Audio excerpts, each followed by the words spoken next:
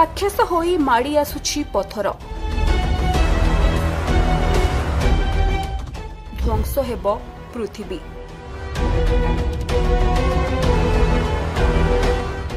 सतर्क कला नासा। सृष्टि हेब प्राकृतिक विपर्यय।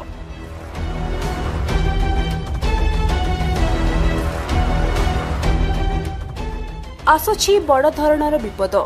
आकाश मार्गरू पृथ्वी को माड़ी आसुछि आउ एक दानव रूपी बड़ धरणर उल्कापिंड। पृथ्वी पृष्ठरे सृष्टि करिपारे ध्वंस।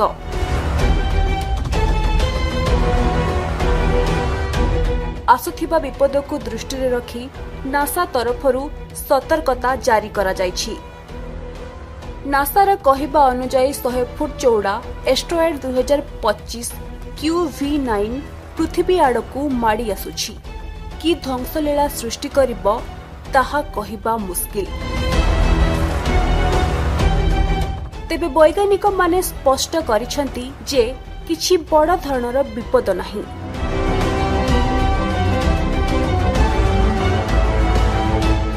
एही एस्ट्रॉयड एक विशालकाय पथर परी। एही पथर राक्षस होई क्षिप्र गति रे माड़ी आसुछि पृथ्वी आड़कू। एही पथर अंतरिक्ष रे घंटा प्रति प्राय 10,319 माइल बेगरे गति करुछि। एहा सुनिबा परे चिंता करिबा स्वाभाविक, किंतु एपटे वैज्ञानिक माने कहिसंती जे वर्तमान पृथ्वी प्रति कौनसी विपद नाही। तथापि वैज्ञानिक माने प्रत्येक गतिशील पिंड उपरे नजर रखिछंती। एहार कारण जदि भविष्यतरे एहार कक्षपथरे सामान्य परिवर्तन हुए तेबे एहार पथ परिवर्तन होई पारे। एही कारणरू नासा, ईएसए एवं अन्यान्य महाकाश संस्थागुड़िक निरंतर एहा उपरे नजर रखिछंती।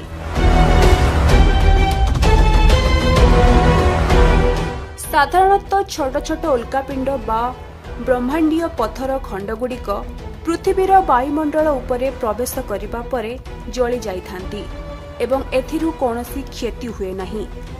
किंतु जदि एहीपरि एक बड़ आकारर उल्कापिंड पृथ्वी रे आघात करे तेबे एहा स्थानीय अंचल रे व्यापक क्षति घटाइबार संभावना रहिछि।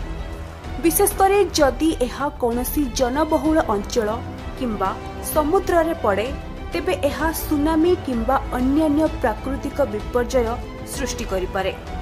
तेबे नासार एही सतर्क उपरे सतरे आतंकित लोके।